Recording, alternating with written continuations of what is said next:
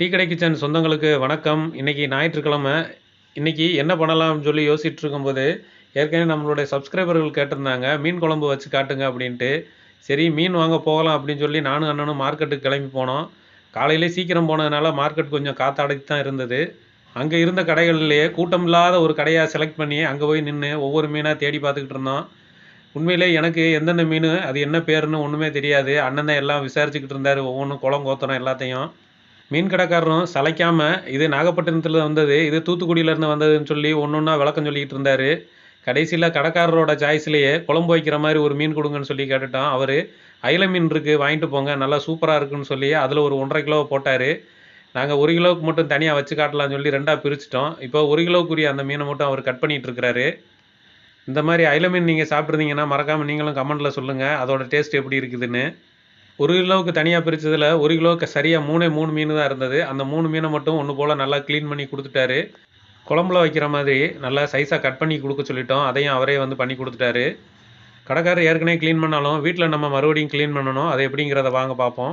அயில மீன்லேயும் பெருசு அதை நல்லா போட்டு அலசணும். மீன் எப்படி ஃப்ரெஷ்ஷாக இருக்குன்னு தெரிஞ்சுக்கிறதுனா மீன் வந்து நல்லா கெட்டியாக இருக்கணும், உடையக்கூடாது. இந்த சதை வந்து உடையக்கூடாது. சில மீன் வந்து லேட் ஆயிடுச்சு, ஐஸ் மீன் எல்லாம் வந்து பிரிஞ்சிடும். இந்த அமுக்கணும்னே பிசு பிசுன்னு பிரிஞ்சிடும். அந்த மாதிரி பிரிஞ்சிருச்சுன்னா ரொம்ப பழைய மீன், ஐஸ்ல ரொம்ப நாள் வச்ச மீன். இந்த மாதிரி ரத்தப்பசம் இருக்கணும். ரத்தப்பசம் இருந்தா இன்னும் மீன் கெட்டு போல நல்லா இருக்கு அப்படின்னு நம்ம தெரிஞ்சுக்கலாம். நல்லா தண்ணி ஊற்றி அந்த மீன்களை, இந்த மண்டை துண்டு எல்லாம் இருக்கு, அதெல்லாம் நல்லா குழம்புக்கு வச்சு நல்லா அருமையா இருக்கும் குழம்புக்கு. நல்லா இந்த அளவுக்கு அலசி எடுத்துக்கோங்க. இந்த கருப்பு கருப்பா அப்படி இருந்துச்சுன்னா அது ரத்தம் தான். இந்த ரத்தம் உறைஞ்சு போயிருக்கும். கிராமத்துல ஒன்று சொல்லுவாங்க, மீனை வந்து அலசி வைக்கணும், நல்லா அலசி வைக்கணும், அதனால ருசியா இருக்கும். கறியை ரொம்ப அலசக்கூடாது, ஆட்டுக்கறியை ரொம்ப அலசக்கூடாது. மீனை வந்து அலசிக்கட்டு, மீனை அலசிக்கட்டு, கறியை அலசாம கட்டு அப்படிம்பாங்க. அதனால மீனை வந்து ஒரு தடவைக்கு 2 தடவை நல்லா அலசணும். கம்மா மீன் வந்து இப்போ இந்த சமயங்கள்ல மழை சீசன் முடிஞ்சு மழை டைம் வெறிச்ச உடனே கம்மா மீன் நிறைய கிடைக்க ஆரம்பிச்சிடும். அந்த கம்மா மீன்ல கெண்டை, கெளுத்தி, ஐரை, நாட்டு சிலேபி, இந்த மாதிரி நிறைய கிடைக்கும். விரால், குறவை, இந்த மாதிரி வெரைட்டிஸ் நிறைய இருக்கு. அதை வாங்கி சாப்பிடலாம். அந்த சீசன்ல வந்து அதை சாப்பிடணும். நம்ம நாட்டு மீன்களை வாங்கி சாப்பிடணும். கிடைக்காத பட்சத்துக்கு கடல் மீனை வாங்கி சாப்பிடலாம். இந்த மாதிரி நம்ம மீன்களை வந்து வாங்கி சுத்தம் பண்ணும் போது அதோட இறப்பைகள்ல வந்து இந்த மாதிரி கருப்பா இருக்கும். அந்த கருப்பா இருக்கிற பகுதிகளை வந்து நல்லா 2-3 தடவை நல்லா அலசும். 2 தடவை அலசியாச்சு, இப்ப 3ஆவது தடவை அலச போறோம். மறுபடியும் 3ஆவது தடவை போட்டு அலச போறோம். அவ்வளவுதான். இப்ப நம்ம எல்லா மீனையும் நல்லா சுத்தமா எடுத்து கழுவி வச்சாச்சு. அதுல அளவுக்கு 1 ஸ்பூன் அளவுக்கு கல்லுப்பு, 1 ஸ்பூனு மஞ்சத்தூள், அதை நல்லா போட்டு எல்லாத்துலயும் படுற மாதிரி நல்லா கலந்து விட்டுருங்க. ஏன்னா அதுல கவிச்சி வாடை, இந்த மாதிரி வாடை இருக்குன்னா இந்த மஞ்சள் பொடியும் உப்பும் போட்டோம்னா வந்து மீன் உலர்ந்து போகாது உப்புக்கு. நம்ம ஒரு 1/2 மணி நேரம் 1 மணி நேரம் கழிச்சு கூட நம்ம வச்சுக்கலாம். அப்படி வச்சுட்டோம்னா நம்ம ஒரு 1/2 மணி நேரம் 1 மணி நேரம் கழிச்சு கூட வச்சுக்கலாம். ஒரு 2 ஸ்பூன் கடலை எண்ணெய், 100 கிராம் சின்ன வெங்காயம் இந்த மாதிரி உரிச்சு வச்சுக்க நல்லா அலசி வச்சுக்கோங்க. அதையும் இதில் சேர்த்துருங்க. இந்த வெங்காயத்தை நல்லா வதக்கணும். ஓரளவுக்கு பாதி அளவுக்கு வதங்கினா போதும். ஒரு 1/2 டீஸ்பூன் பெருஞ்சீரகம். இந்த 1/2 டீஸ்பூன் பெருஞ்சீரகம் எதுக்கு போடுறோம் அப்படின்னா, நம்ம மீன் குழம்புக்கு இந்த பெருஞ்சீரகம் போட்டோம்னா அந்த வாடை, கவுச்சி வாடை வந்து வராது. மீடியம் சைஸ் 2 தக்காளி எடுத்து அதை வெட்டி இதில் சேர்த்துருங்க. ஒரு கொத்து கருவேப்பிலை. இந்த அளவுக்கு வெங்காயம் வதங்கினா போதும். 1-2 வதங்கினா போதும். தக்காளியும் அந்த வெங்காயமும் 1-2 வதங்கின பிறகு அதை அப்படியே இறக்கி வச்சு ஆற வச்சிருங்க. இப்போ நம்ம மீன் குழம்பு வைக்க போறோம்.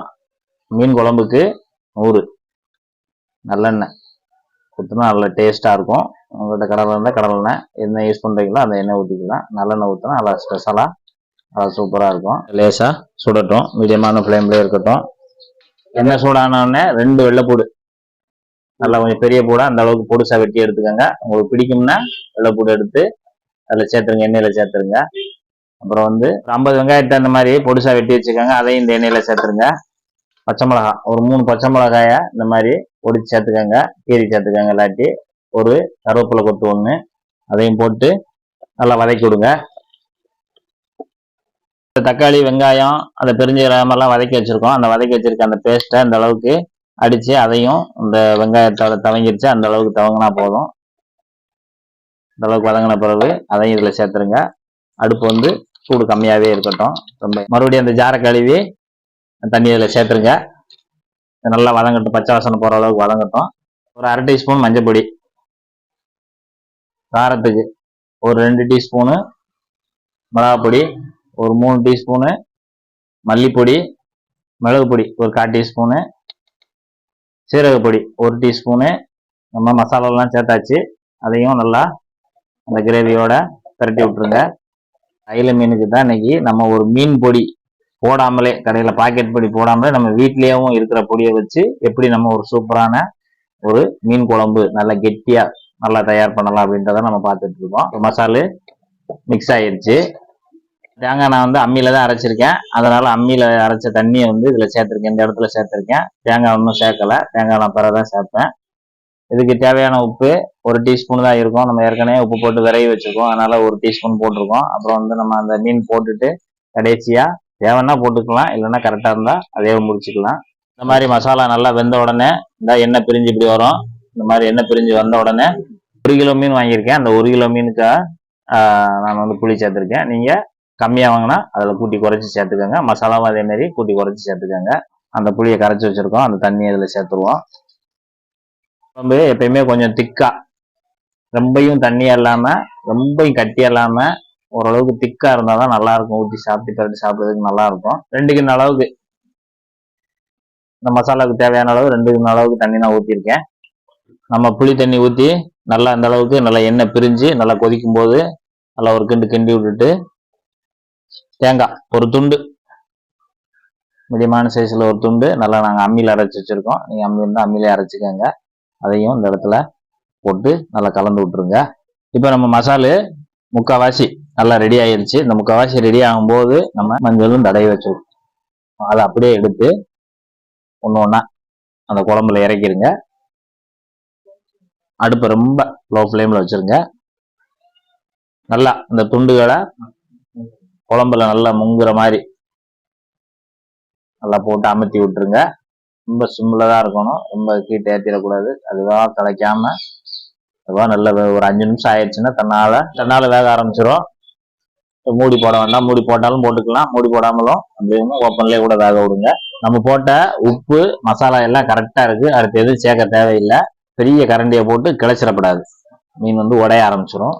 இப்போ நம்மளோட அயில மீன் குழம்பு ரெடி ஆயிடுச்சு. கடைசி மசாலா ரெடி ஆயிடுச்சுன்னா மீன் துண்டுகளை கடைசியாக போட்டு அப்படியே இறக்கிற வேண்டியதுதான். ஒரு 5 நிமிஷம் இல்லைன்னா 7 நிமிஷம் தான். அது மீன் அந்த சூட்லேயும் அந்த இருக்கிற மீடியமான சூட்லையும் நல்லா வெந்துடும். நம்மளோட குழம்பு பாருங்க இந்த அளவுக்கு திக்னஸாக இருக்கும். நம்ம சுட சோறு இன்னைக்கு அயில மீன் குழம்பு போதும். குழம்பு மண்டை அது ஒரு வாரமாக இருக்கட்டும். நல்லா அப்படியே உலையாமல் நல்லா கெட்டியாக இருக்குது. நல்லா சுட சோறு குழம்பு சூடாக இருக்கணும். அப்படி பரட்டிட்டு சூப்பராக இருக்கும். நல்லா அருமையாக இருக்கும். இது மாதிரி நீங்களும் வீட்டில் இதே மாதிரி நீங்களும் வச்சு சாப்பிட்டு எப்படி அமைஞ்சதுன்றதை நமக்கு சொல்லுங்கள். நன்றி, வாழ்த்து.